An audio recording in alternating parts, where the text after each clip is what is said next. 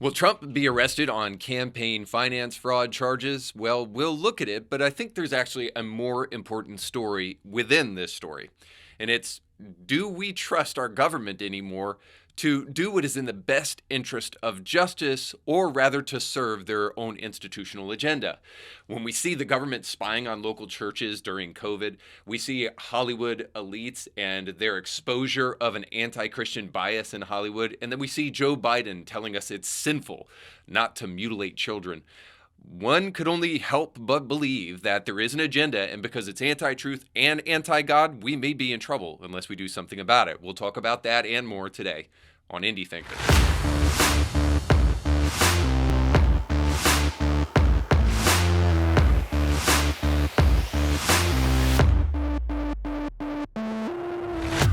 Today's show is sponsored by our friends over at Element Home Loans. Now, if you will, go with me in your imagination to a time, a far, far distant land, long ago, where interest rates were in the 2s and 3s, 2 years ago before Joe Biden took office. Now, let's crash directly into the present and get back to reality.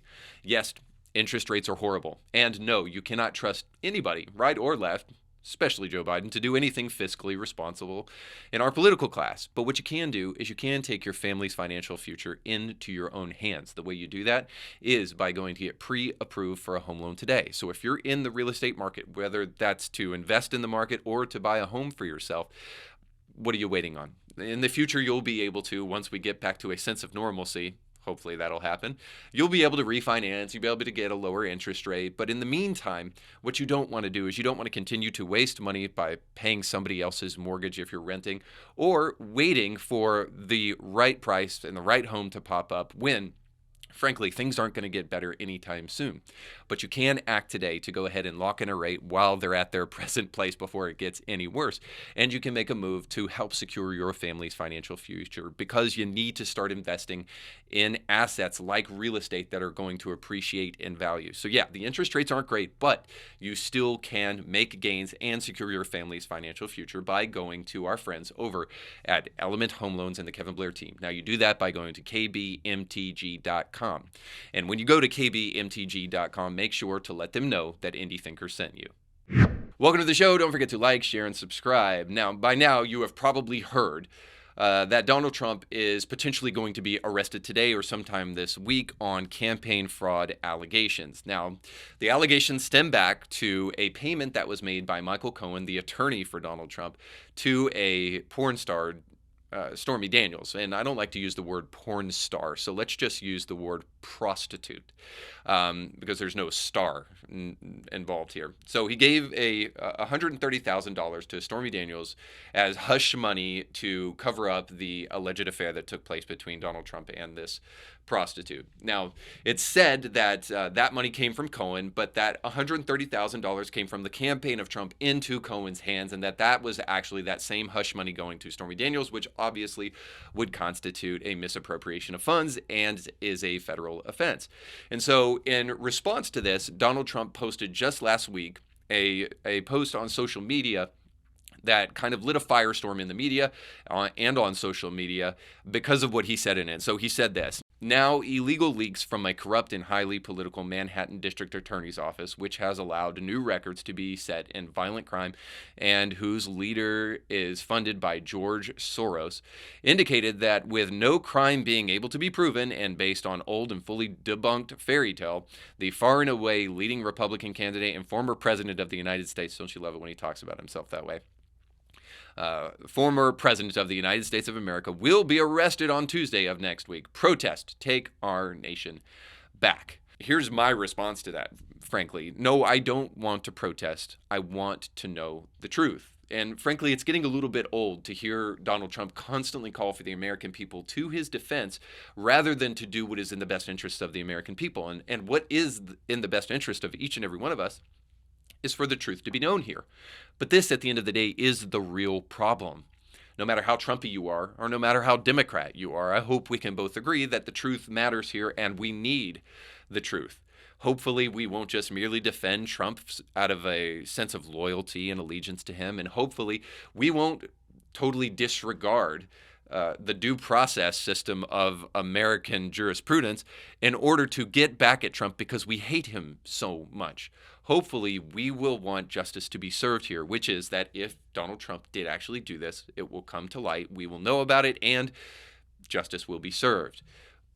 But I think it's fair to state, no matter where you sit on the political spectrum, that we will probably never know, either because of a political agenda that is out to get Trump or of a contrawise political agenda that is out to defend him at all costs.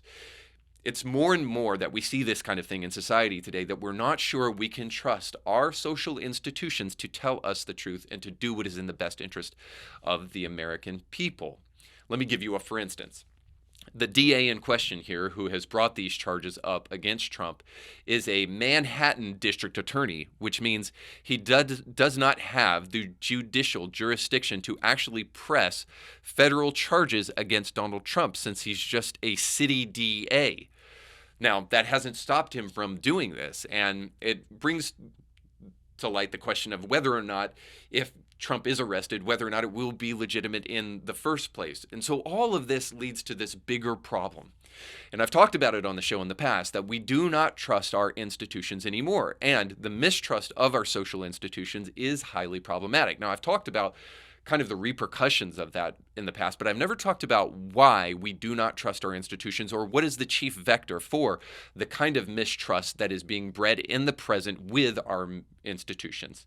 And I can ultimately nail it down to one ideology that is running rampant in all of our social institutions, that is to blame for the reason that there are people who put agenda above truth and desire to do what is in their best interest rather than in the best interest of the American people. There is one ideology that runs rampant through all of our institutions in the present today that is the chief vector, the chief problem. And that's ultimately what the show is going to be about today. And if I were to put that in simple terms, I would just say that it is the ideology of secular humanism that is the animating principle for everything that we do as a society, and it is a problem. So let me explain that. Let me give you a definition, and then I'll explain. The definition for secular humanism is ultimately the idea that for self-fulfillment and for morality, we do not need God. You don't need God for any of that stuff. Now, that is the operating principle for much of what is taking place on a regular basis in our society today. Well, here's the real problem with secular humanism. If you don't need God for morality and you don't need him for personal fulfillment, then ultimately, essentially, there is no higher authority that keeps you telling the truth. In other words, secularism is polytheism. And what I mean by that is that ultimately, when God is not on the throne, you get to take his place. You get to be God in the place of God, and there is no higher authority making sure that you tell the truth. The only God that you have is yourself and your agenda. That's why you can have a Democratic Party more interested in making sure that they throw allegation after allegation after allegation against Trump until one of them sticks. And frankly, you can have people on the right that are not willing to entertain the fact that Trump might have done something illegal simply because of that fact. And ultimately, it keeps us not only fighting with each other, but drowning in a sea of irrelevance and in a sea of subjective morality where we cannot know the truth, and we don't know the truth because we're constantly being lied to, and we do not place a higher authority in our lives to dictate the truth to us. Let me put this to you in terms of what we see in the public school system and how secularism and secular humanism is consistently weaving its way into our institutions. There is an obvious anti-Christian bias in the public school system. Now, you may say, well, that's good because we need separation of church and state. Well, hold on just one second. Let's think about this logically, if we will. See, we say no Bible classes in school, but certainly we're okay with, apparently, classes about gender identity in school. So we can't have a conversation about whether or not the Bible has rational arguments, but we can have classes about whether or not biological sex is merely assigned at birth. So we can't have church history classes, and we can't talk about how much the Reformation has fundamentally shaped the Western world and our nation. But we can institute 1619 Project-esque racial classes that create animosity against races rather than actually teach authentic history. So we can teach pseudo-history, but we can't teach real history. Now, and the same thing happens in science class. We can't teach creation classes because we believe in the science. But of course, we can issue forth meritless mask mandates all across school systems, but we can't actually talk about the fact that science doesn't even happen, historically speaking, especially, without there being order in nature. And if there is order in nature, might there be intelligence behind that? See, it's at least interesting to have these conversations from an intellectual perspective and should be in bounds in the public school system. But no, we'd rather say, take prayer out of schools and we'll just replace it with moments of silence, while we have school shooters shooting up schools across America, and then we wonder why. Because we've taken out the moral strength of our nation by removing the teaching of the Bible and removing Christianity as a legitimate worldview to be taught within the public school system. And then we wonder why our world has gone wild. During the pandemic, we saw signs all over people's yards that said, "Love is love and no person is illegal." Those signs were nothing more than a warning that the person that lives in this house, behind this door, is a person who is eaten up with the principles of secular humanism. Why else would they jump to a definition of love that is so circular and illogical in nature and not truly understand love the way that we as a society have understood it forever, at least from a religious perspective, if not a Judeo-Christian perspective? No, but in the present, we find ourselves telling school children that the cure for your soul's issues, for your depression, is to chop off your breasts and to chop off your penis. But we cannot, the one thing we will never do is tell them to go to church and pray. No, we want to tell them life-altering surgery is the cure for your soul's issues. And look what it's doing to people. Just recently, Dylan Mulvaney, a grown adult man pretending to be a woman, threw a birthday party for himself for being a year old as a girl. Not just a woman, a girl. So supposedly he's a year into girlhood and needed to throw a party where he charged people ticket prices to come to this birthday party to celebrate his year-old party as a girl. But on full display in the midst of this party, the mask slips a little bit and we see how desperate people are getting for meaning and purpose in our secular age. So check it out. And you know what? I'm feeling lucky. Let's Google my name.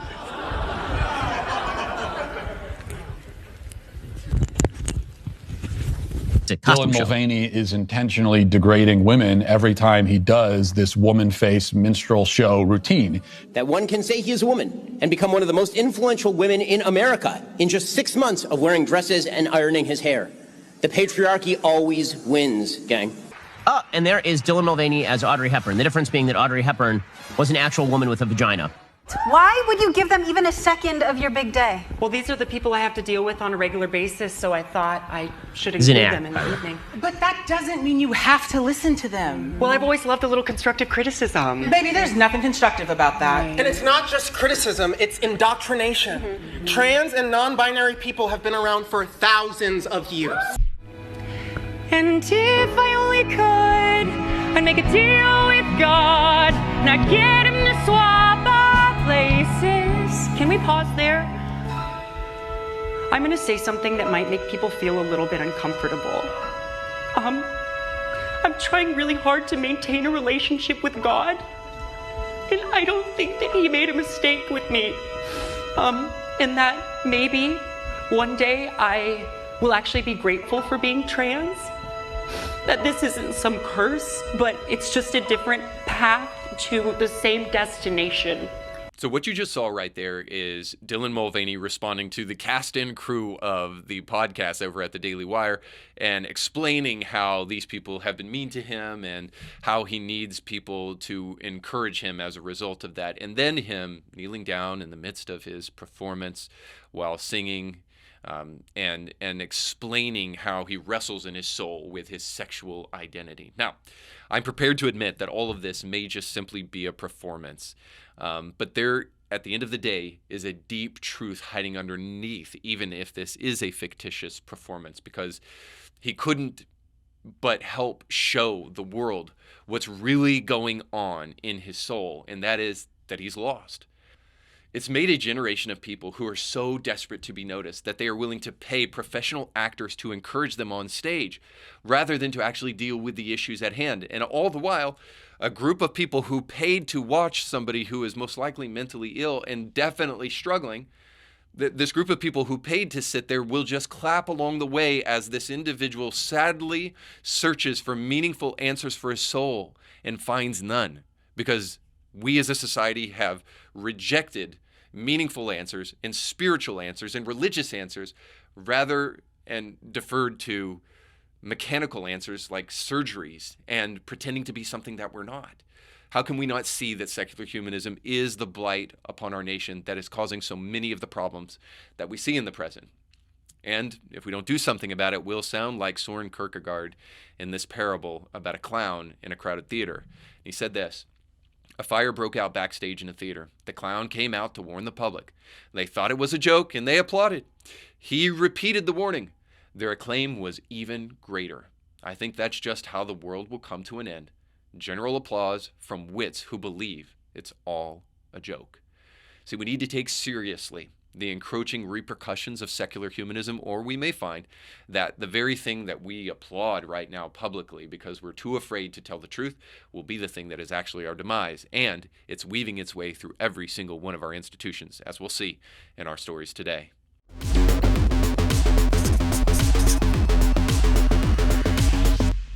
Early on in the pandemic, we had a conversation kind of nationally as to what constitutes something that is essential.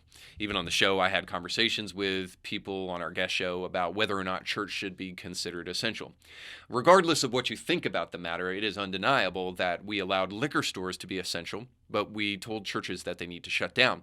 And the repercussions of this have weaved their way into society, especially among young teenagers, where we see 1 in 3 young girls in America have suicidal thoughts. Now, that is an exponential increase above what we were experiencing before the pandemic. Now, by the way, social media has exponentially increased the suicide rate, especially among young girls, but it was furthered and catalyzed by what we did during the pandemic, simply because we said things like church, where people can commune with others, where they can worship, where they can hopefully find some of the answers to their soul's ache. We shut those down and said those are non-essential. Now, in the process of not only declaring that church was not essential, those few brave pastors who were willing to push against the idea that a church could be considered not essential, and that the government could dictate to society more broadly what exactly is essential and what is not essential, and that people would follow along with it, there were some brave pastors who withstood that idea. Now, that didn't stop the government from trying to do their darndest to make sure that people obeyed them. And what only can be considered as soft totalitarianism, if not totalitarianism proper, we saw at least one church being surveilled and being targeted by a local government, and this in San Jose, California. I'm going to read an article for you from the Free Press. A church, the state, and a holy war. Calvary Chapel in Silicon Valley refused to close during COVID lockdowns, arguing freedom of religion. Then the government surveillance began. Now, I want to take just a moment to read this article to you, not only to showcase the bravery of this pastor, but also to show you how the government, when inundated by secular humanism, can find themselves surveilling churches and doing so without it actually weighing upon their conscience at all. So the article goes on to say this. It was Father's Day 2020 at the height of the COVID-19 pandemic, and Marcy Dower was walking with her husband Monty along the beach in Santa Cruz when they noticed a young woman sitting alone by the pier, disoriented and crying. She said she had lost her phone and her friends, says Marcy. It was 1 p.m. and I could smell alcohol on her breath. I asked her how she'd get home, and she said, "I don't know." The girl was 18 years old. Marcy, who has been a practicing Christian for 40 years, asked the young woman if she could pray with her, and she said yes. Afterward, the woman confided in the Dowers that she had been raped. Marcy offered the woman a ride to the hospital or police station, but she refused. She said she wanted to go to church. Now, amazing story to start with there. But let's see the complications with doing just that during the pandemic. As far as Marcy knew, no churches were open in Santa Cruz at the time due to the COVID-19 lockdown ordered by Santa Cruz County's Public Health Department. The couple's own church in nearby Santa Clara County had been closed for months because of similar restrictions. But Marcy kept in touch with the woman, and a week later she heard from a friend that Calvary Chapel in nearby San Jose was open. So the next Sunday, we took her. When Marcy, her family, and the young woman walked through the church on June 28, 2020, just weeks after Dr. Anthony Fauci declared COVID-19 his worst nightmare came to life, she saw some 300 people singing gospel hymns played by musicians on the violin and guitar. A slender, gray-bearded man gave them a nod from behind the pulpit. He was unmasked, and so was almost everyone in the church, including Marcy. At lunch afterward, the young woman expressed how much the service meant to her. At that time, nothing was normal, and she needed normalcy. Marcy said of her companion, it was healing for her.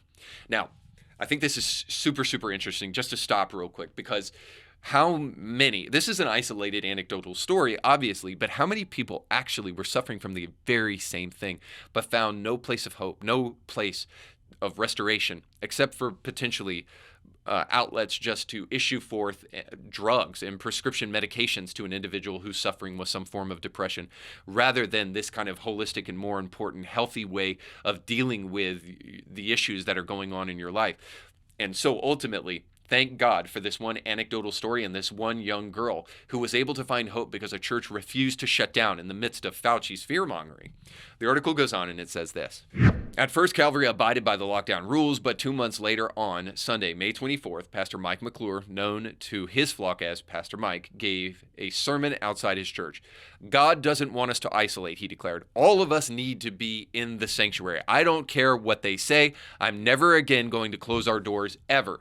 Church services were held the following Sunday and every Sunday after, in open defiance of the law. Now, what a man. Need more pastors like him. The article goes on. In August of 2020, as part of a civil enforcement program, the county created a business compliance unit of 10 employees tasked with investigating any violations of COVID-19 regulations. Right there, we have the bureaucratic state on steroids. This civil enforcement program is absolutely a violation of civil rights to every single person in that city. And of course, that's what they went on to do. The article says it also effectively encouraged citizens to act as spies to report on their neighbors using a special website and a hotline, promising that those who filed complaints could do so confidentially. Thank God for the SS going around telling everybody how to rat on their neighbors. Doesn't sound like Nazi Germany at all. After an anonymous complaint was directed at Calvary on August 21st, 2020, the church was slapped with a cease and desist order for holding indoor gatherings. 2 days later, officers from the compliance unit turned up at the church's doors and reported at least 100 masked people inside, not distancing and singing. Oh, the humanity of it all. From then on, officials observed the church reported on violations and hit it with fines. Each day a violation was not corrected, the county doubled the fine for the violation up to a maximum of $5,000 per day. To date, the fines have piled up to a staggering $2.8 million. Now, I won't read the rest of the article. I'll link it down below for you, but just suffice to say, as the church consistently refused to obey what the city was telling them to do, they not only piled up fines, but they also sent surveillance agents with this civil enforcement program to surveil this church and to consistently surveil them so that they could rack up this huge $2.8 million fine. So in one part of the article, it says that a local church that is across the street allowed government officials to come in and spy on the church from across the street through a gate that was around the church. So obviously the pastor of that church is an insufferable coward and gutless and spineless and heartless and brainless, and probably other less things too that won't go mention. But suffice to say, the government, in concert with a group of citizens, ratting on a church so that it has crushing fines piled up on it, just simply because they want to provide the kind of healing salve that can come to young girls like the one mentioned at the beginning of this story is absolutely ridiculous. Ridiculous that they would think that they could get away with this too. Now, the church is fighting back in court, and the city is fighting back against the church and trying to countersue them. We'll see how this all shakes out, but hopefully this slipping of the mask yet again by those in our government and those in places of positions of power, hopefully it helps us realize something, that the secular humanists in society, those who were responsible in the past for great atrocities, I would argue, Nazi Germany, Stalinist Russia, and Maoist China, these secular humanist regimes, as long as you do what they say, they're perfectly happy to be your friend. But the moment you step outside of their prescribed rules, well, then you become the subject of surveillance, the subject of scrutiny, and the subject of crushing fines in order to try to put you out of business. What is this except for soft totalitarianism? So obviously, Nazi Germany is an overwrought symbol used by simple people who really don't even know anything about what took place in World War II. But here it seems pretty accurate. It seems pretty accurate that not only are they trying to crush this church, but they are doing so because they disobeyed their rules. Now, these arbitrary rules defined by this county in San Jose are the least of our concerns. The bigger and more broad concern is that secular humanism is a principle that that kind of justifies this ideology, this mentality. It justifies it in this way. When God is not on the throne, somebody must take his place. Now, I've made this argument before, but so forgive me if you've heard it. And you can comment down below if you love the argument. If not, thanks for watching. But Nietzsche argued that there was blood on the hands of the people who had killed God. But now that we have killed God, there was no one to wipe the blood away. And he asked this question, who shall clean the blood from our hands? Shall we not have to come up with our own festivals and our own ceremonies in order to justify the death of this being? In other words, Nietzsche was honest enough to understand that the repercussions for the death of God meant that there was a vacuum in society that would have to be filled. And ultimately, my argument is just this. When secular humanists are on the throne and God is not, that this kind of stuff actually is not only plausible, as we see in this story, but also rationally acceptable to the secular humanist. Because the people with the most amount of power can push it down on those who have less power. Because the secular humanist has no greater power, no greater authority telling them and dictating to them how they should go about the truth. So nonetheless, we find ourselves in the present desperate to search for truth and to understand truth while the government suppresses it from the public. Now, I want you to be aware that it is not just the government and certainly local principalities and in San Jose who are doing these kind of things, but I think we all know that the institutional corruption goes far beyond the government, and secular humanism has been abiding as the operating principle in Hollywood for a long time, which brings us to something that Rainn Wilson just said. Now, of course, you know him as Dwight from The Office, but he made these startling comments about The Last of Us, this kind of apocalyptic zombie drama thing on HBO that I haven't taken the time to see because I don't care. But ultimately, he made this comment about it the other day that when a Christian came on the show, and the moment he started spouting Bible verses, he knew that the guy would be a villain. And of course, the reveal at the end of this episode on The Last of Us is that this Christian pastor quoting scripture is part of a cannibalistic cult. Of course, what else would he be? Certainly not the good guy.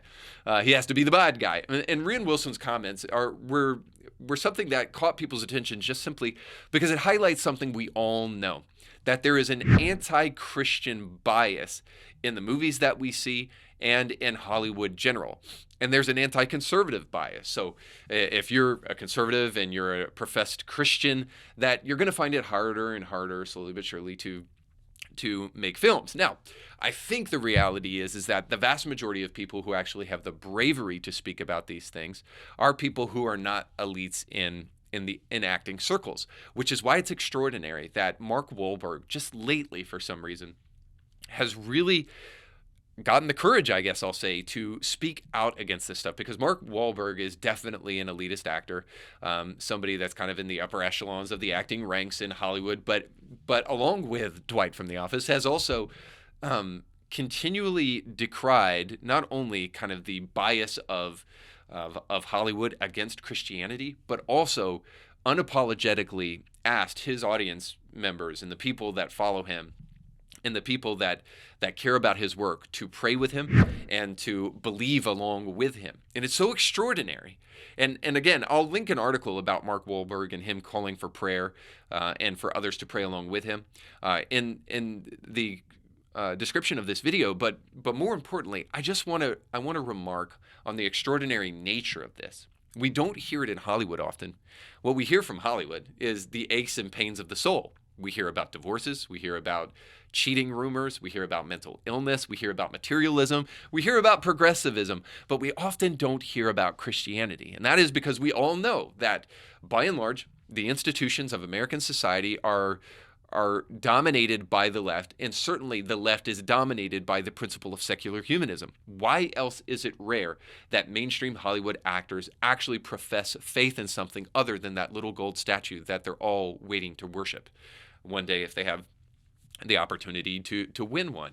I think we all know what's really at stake here is that there's an institution in society, much like we see in our government, that is anti-Christian, anti-God, and for that reason, anti-rational. Because they support the ideas of secular humanism, they have to fight to make sure that God is pushed out of the public square in everything they do. The reason I bring up Mark Wahlberg and the reason I bring up Dwight from The Office is not just that we see the systemic nature of how secular humanism has invaded Hollywood and how there is a certain Christian bias that we see in many of the messaging in the movies that take place in society.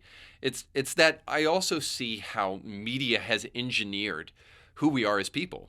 See, it's at least debatable that the media either describes or prescribes a way of life. Now, I think it's pretty fair to suggest that often the media is prescribing a way of life.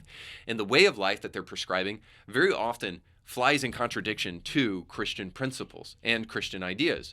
Well, you might say, well, Reed, because these movies, that maybe they're just for entertainment value and they're not for some greater philosophical ideology. And I would say, okay, fine. You point to the ones that are just pure entertainment and don't have an axe to grind.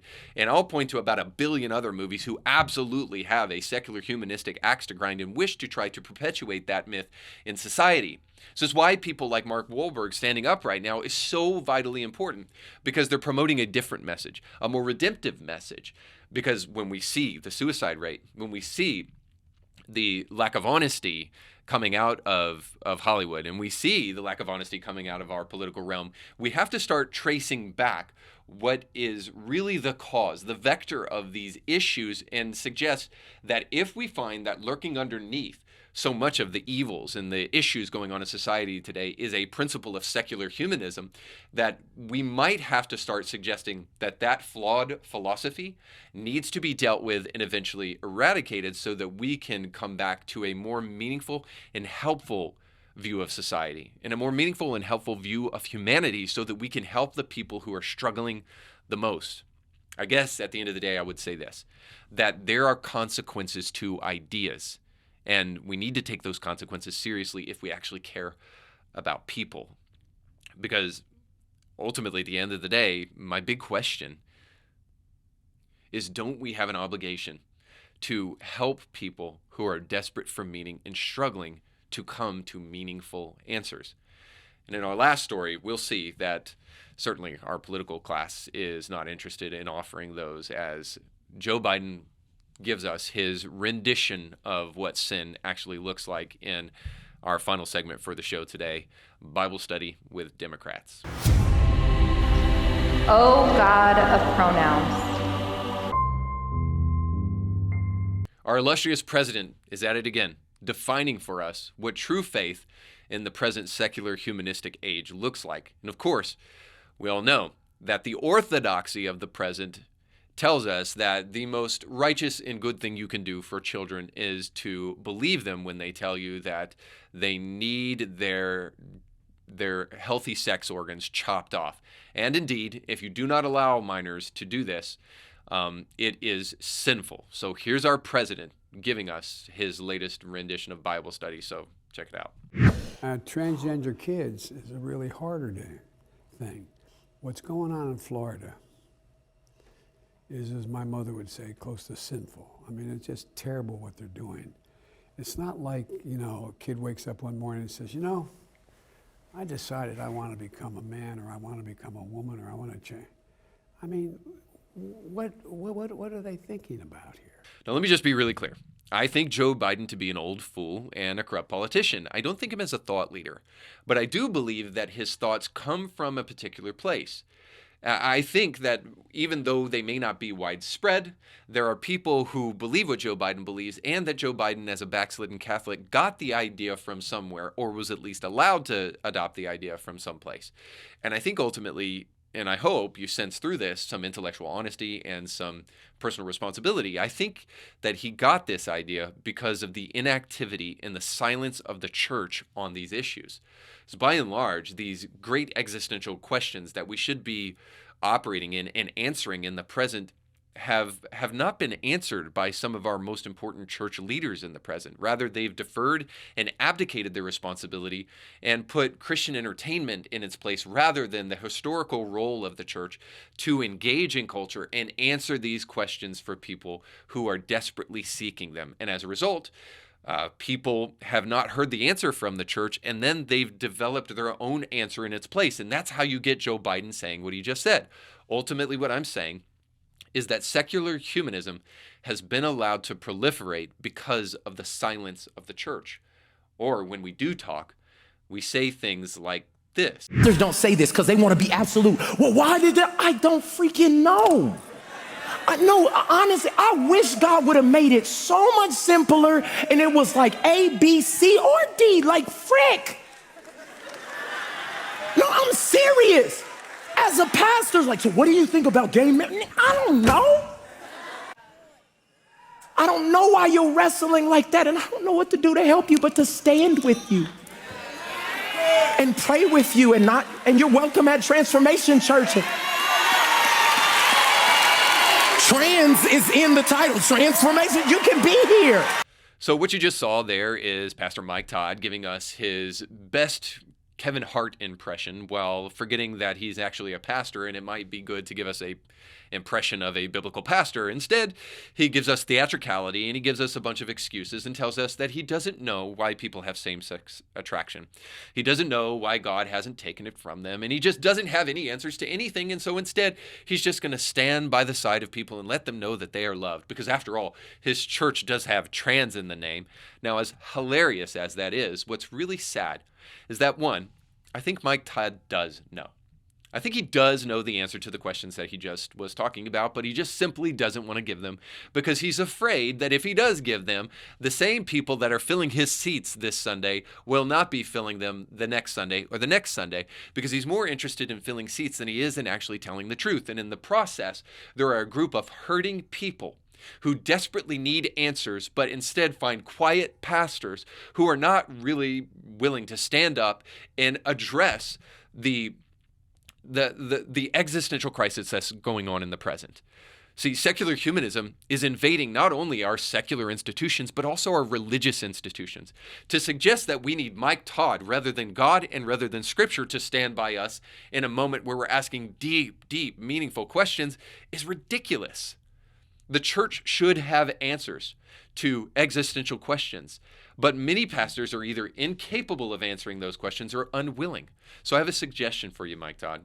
If you truly don't know the answers to these questions, then maybe you should step aside and get somebody on your stage who does. Because the rate of people leaving the church because we're not willing to stand up and speak out at this time is astronomical. Now, let me kind of give you the basis for this. We have a recent poll that was released about why people are leaving church, and I want you to see this. So the top 5 reasons people are leaving church. Now, I'm not going to tell you who wrote this. I'm going to ask you to guess, and then maybe you'll get it right. But let's look at the reasons. So according to this article, the number one reason people are leaving church is, quote, "We tell people the Bible is the basis of Christianity." So this is the real problem, according to this person. Now, by the way, this is a mega church pastor of a church of tens of thousands of people. Somewhere around 30 to 50,000 people go to this individual's church every single Sunday, and they do so in Atlanta. I bet you can't guess who the pastor responsible for this article is. But apparently this pastor believes that the people that leave church are simply doing so because pastors won't just stop preaching that pesky, darned Bible. Now, I know the argument is going to be, Reed, he said the basis of Christianity. He means that the Bible shouldn't be the basis of Christianity. A personal relationship with Jesus should be the basis of Christianity. Now, this is just absolutely ridiculous because you'd have to show me a Jesus that wasn't himself quoting Bible, that wasn't quoting the Old Testament, or you'd have to show me why we shouldn't use the Bible as an authoritative source for the things that Jesus said. Otherwise, we're just kind of making it up as we go along, which may be the point at the end of the day for some of these guys. But more importantly, the idea that people are leaving the church because we are promoting the Bible as an important basis for Christianity is absolutely ridiculous. When you actually look at the polls here and you look at Pew Research and other places, you don't have to guess why people are leaving church. Now, there's always this kind of litany of excuses that are given in these polls, so I want to try to help you weave through them. As our friend here in Atlanta suggests that the number one reason is the Bible, and then the other reasons underneath that is just that Christians are a bunch of hypocrites. Now, you get that in all of these polls, that they were not welcome, they had a bad experience in church, but by and large, the number one reason that people actually leave church is that the church has not done a good job of giving answers for how faith and reason can actually be compatible with each other.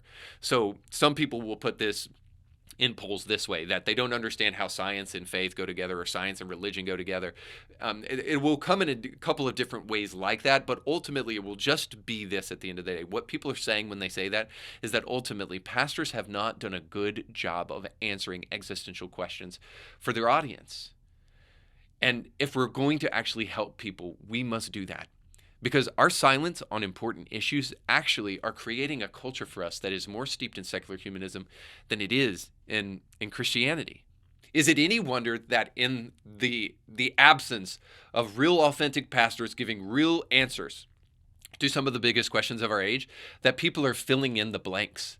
See, we need more courageous pastors who are willing to tell us what the Bible says and do so unapologetically without fear of the repercussions of those things, because the repercussions for not doing it is way worse. We need that, not half-wits in pulpits who admit that they don't know.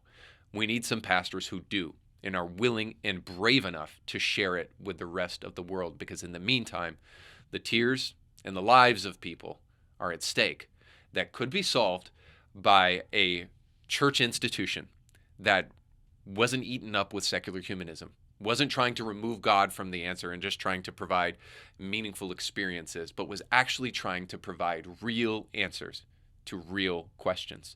And until we do that, we'll keep on finding that people are leaving the church more and more and more. And when they do so, they do it with dire consequences. Now, if you believe that, I'd love to hear from you down in the comment section below. You can like, share, and subscribe to this podcast, but you can also go with God.